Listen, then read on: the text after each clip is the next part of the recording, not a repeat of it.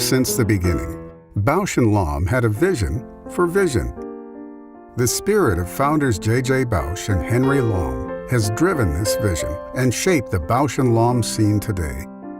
The company's founding principles of innovation, perseverance, integrity, teamwork, accountability, and humanity have inspired Bausch & Lomb to become one of the largest eye health companies in the world. But despite the international renown, Bausch & Lomb had humble beginnings.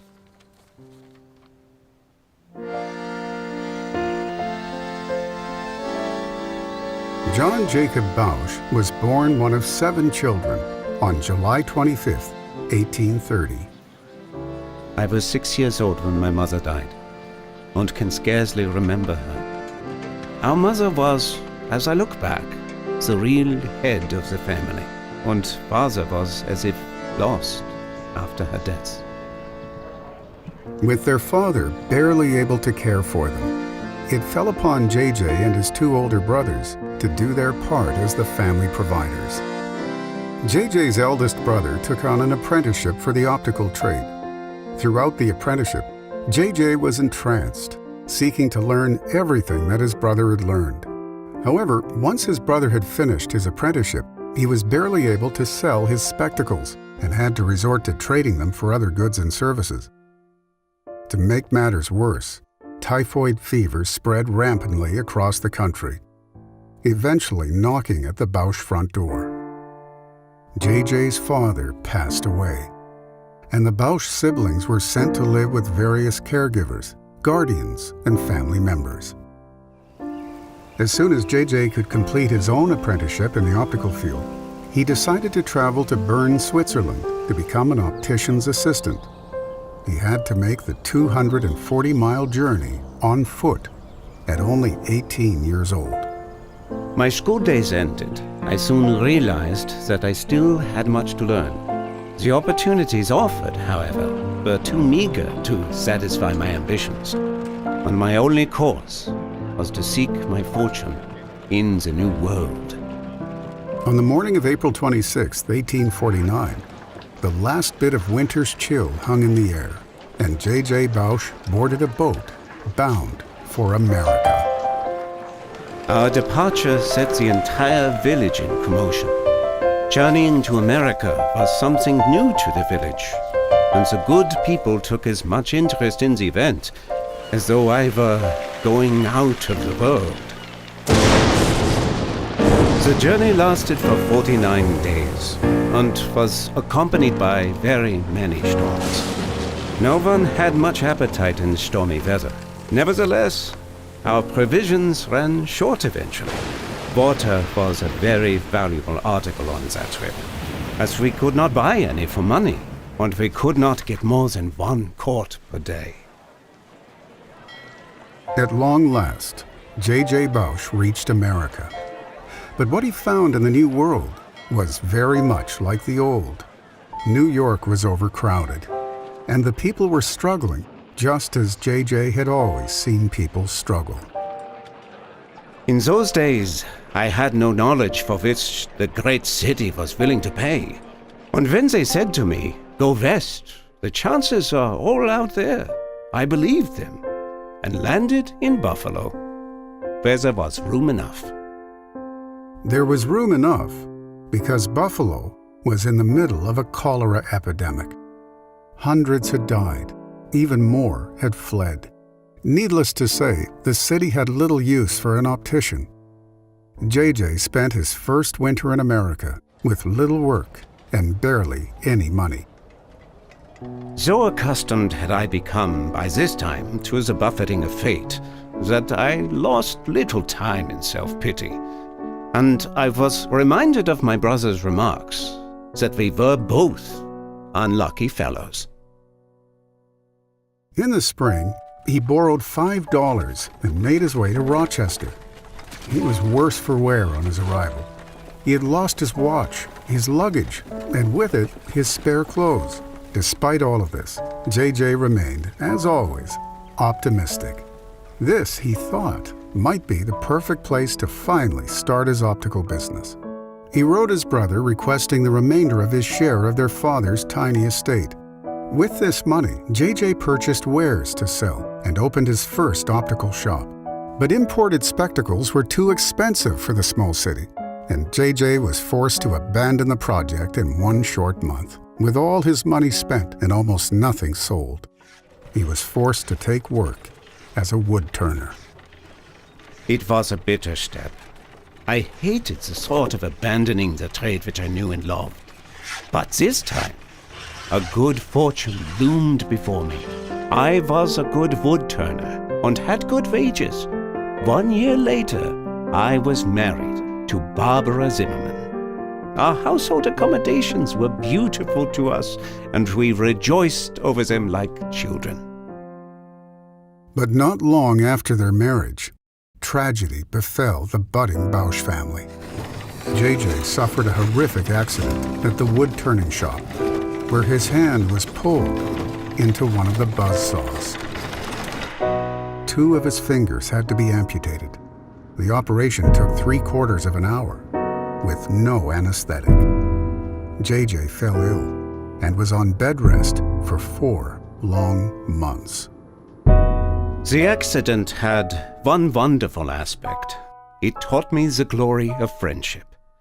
One day, after my operation, a young friend of mine, Mr. Henry Lom, called at the house and gave my wife $28 which he had collected. Who the donors were, we never found out. To them, I owe a debt that can never be repaid in this world. This was to be the first act in a long legacy of philanthropy for Henry Lom. Henry is famously quoted for saying, "Think of others first and yourself afterwards," words he would live by his entire life. JJ feared that he would no longer be able to work. However, instead of getting discouraged, he let this fear fuel his determination. Discouragement, JJ once said, is a luxury that can only be enjoyed by those promised 3 meals a day. He decided, once again, to give his optical business another try. JJ opened a store in the front of a shoemaker shop in the Reynolds Arcade in downtown Rochester. The store was small and heated by an old stove. Their main source of fuel for the stove was worn-out shoes.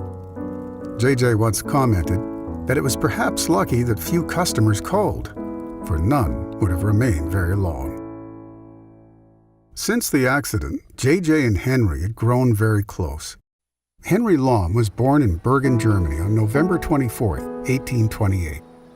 Like Bausch, Henry had lost both of his parents at a young age. He was sent to live with an uncle and was apprenticed to a cabinet maker by the age of 12. When the Revolution of 1848 arose, thousands flocked to leave Germany, Henry Lom among them. In 1849, the same year JJ sailed to America, Henry Lom embarked for New York. From New York, Henry went to Rochester, where he found work in carpentry. Henry was keen on the idea of going into business for himself, just as JJ had done. As a single man, he had saved a small sum of money, $60. On July 25, 1853, JJ implored Henry that if he would lend him the $60, he would give him a half interest in the company. They sealed the deal with a handshake. They were only 23 and 25 years old. There was never any written agreement between the two of us. We were 2 honest men who trusted each other. That trust was all they needed. The next 8 years were a constant struggle. JJ took that time to teach Henry the optical trade. To save money and put everything into the business, Henry Lom lived with JJ and his family until the outbreak of the Civil War in 1861. Henry, who at the time was unmarried, answered President Lincoln's call for volunteers. He enlisted as First Sergeant in Company C of the 13th Regiment of the New York State Volunteers. His regiment fought in such notable battles as Fredericksburg, both advancements on Bull Run, and Antietam. During his absence, Lom regularly sent his monthly wages back to Rochester. This was the company's only revenue stream for some time. Bausch was hugely in debt. To keep from despair, he worked long days and spent his sleepless nights at his workshop. Then, one day, everything changed. I had the good fortune to find a piece of rubber on the street, which I thought suitable for eyeglass frames. I heated the rubber on the cook stove and found the material extraordinarily well adapted for the purpose. JJ's vulcanite frames were revolutionary and became the first success for the company. The business grew almost overnight, and soon they had to move to a larger, more favorable location on the ground floor of the arcade. In the rear of the shop, on a crude, handmade machine, J.J. Bausch began to produce some of the first eyeglasses ever made in the United States. On May 13, 1863, Henry Lahm was honorably discharged from service after rising to the rank of captain. On his return, Lahm found a very different business than the one he had left. J.J. now employed 4 workmen and was selling his wares as quickly as he could turn them out. Even better news, though, was that the company no longer had any debts, and in fact had $800 in the bank. In 1864, Bausch and Lahm made a strategic decision to sell the retail shop in Reynolds Arcade to J.J.'s brother, E.E. Bausch, so that the company could focus its efforts on manufacturing. They moved their operations to a new building where they developed one of the first steam-driven lens grinding machines. After we had obtained power, everything went on better. But our inside arrangement was not what we wanted them to be. We were obliged to learn everything, and the perfecting of our product was slow. Nevertheless, the company's sales continued to increase, and the company continued to grow. Soon the new workshop was too small, and they had to expand to an even larger factory. In 1866, the American Hard Rubber and Comb Company offered J.J. Bausch and Henry Lahm exclusive rights to manufacture optical goods using vulcanite. Henry Lahm moved to New York City to run the ever-growing sales department. Bausch and Lahm were quickly becoming a household name, modernizing eyewear across the state, and soon the country. By 1874, the company had yet again outgrown its workspace. Henry returned to Rochester, and he and J.J. purchased a bit of land and built their very own factory, with ample space for their now few dozen workmen.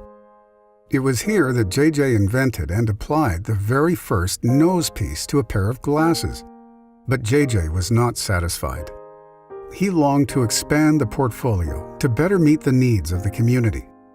After discussing the matter with Henry, they decided that they should begin branching out into higher optics. J.J. and Henry's children would become instrumental in this endeavor. Edward Bausch, J.J.'s eldest son, showed an early aptitude for instrument making. At the age of 14, he produced a microscope of his own design. At the time, there were only 18 microscopes in the United States. They were hand-tooled and imported from Europe, and they cost $1,000, an astounding sum for the day.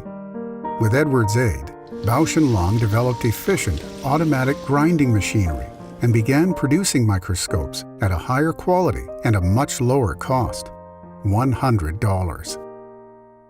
After winning the award for craftsmanship at the Philadelphia Centennial Exposition of 1876, Bausch and Lahm soon became one of the leading microscope manufacturers in the country.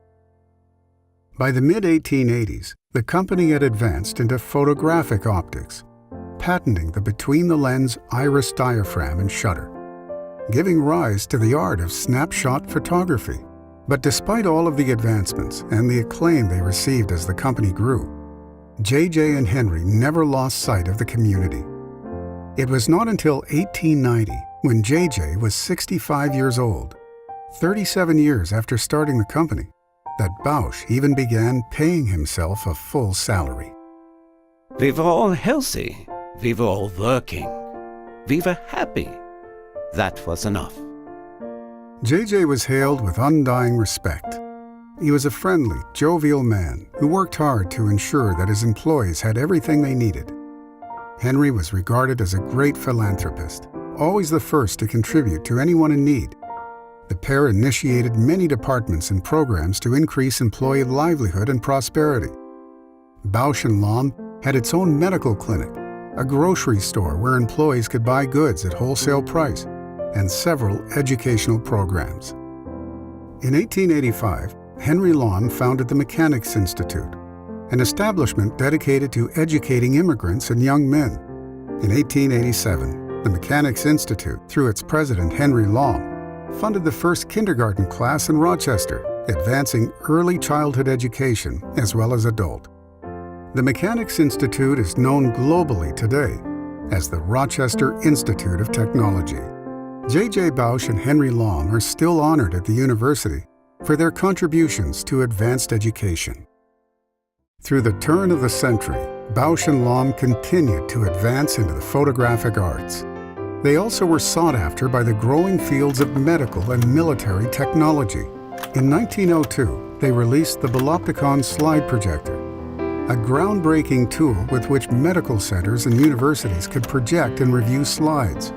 The company was using the latest technology, moving the medical field into the future. But on June 13, 1908, the company suffered its greatest loss to date, the loss of Henry Lomb. His passing was a devastating blow to the company, to the community, and to the world. Henry Lomb is celebrated for his commitment to public and occupational health, Lomb's foresight for public health, education, veteran services, and wellness benefited the community at large, establishing standards that still benefit American families today. Rich and poor have tasted the fruits of his endeavors, and accordingly his death is looked upon by all as the loss of a dear and true friend. J.J., though heavy-hearted at the loss of his dearest friend, knew that he needed to soldier on as Henry would have wanted. He did not have much time to grieve as a new challenge arose: the First World War. With German imports, previously their main source of glass, no longer an option, Bausch & Lomb was forced to establish their own glass plant. They built the plant in Rochester, where they could oversee production and make sure that the quality met their exact specifications. Under the oversight of William Bausch, Bausch & Lomb produced the first optical quality glass made in America. By 1915, the Rochester plant was America's premier resource for optical glass, producing a staggering 40,000 pounds of glass a day. On February 14, 1926, J.J. Bausch passed away at 95 years old. At this point, the company had divisions, factories, and retail locations across America and Europe. The day after Bausch's death, the company closed its doors worldwide. J.J.'s courage, persistence, perseverance, and creativity had taken an experiment on a kitchen stove and built it to be a world-renowned and highly acclaimed optical company. And though these attributes drove the company to success, most of the respect paid to J.J. at his funeral was for his dedication to his employees. His casket was decorated with a large bouquet of 95 roses, one rose for every year of his rich life. Through the past century, Bausch & Lomb has continued the legacy of its founders, constantly pursuing innovative technology to expand farther into the field of eye health. From award-winning cinema lenses to the most renowned sunglass design in the world, from the first FDA-approved soft contact lens to industry-leading precision ophthalmic instruments. The robust portfolio upholds the legacy of making quality vision care available worldwide.